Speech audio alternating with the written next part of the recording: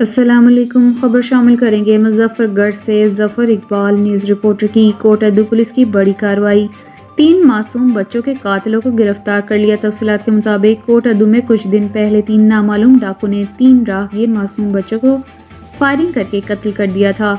कोटअदू police की अनथक मेहनत से 2 मुलजिम मजीद खंड और सादिक दर खान को पुलिस ने गिरफ्तार कर लिया था और पुलिस मुलजिमान को गिरफ्तार करके ले जा रही थी तो जब संदेला चौक पहुंचे तो गिरफ्तार शुदा मुलजिमान के साथ ही आ गए और मुलजिमान साथियों को छुड़वाने के लिए पुलिस वैन पर हमला कर दिया और फायरिंग कर दी, जिसमें पुलिस की जानिब से जवाबी फायरिंग करते हुए मतभेड़ हो गए और जिसमें मजीद खंड और सादिक दर खान अपने साथियों की फायरिंग से मौके पर हलाक हो गए और पुलिस के नौजवान भी जख्मी हो गए और डाकू का एक साथी अभी तक रूपोश है।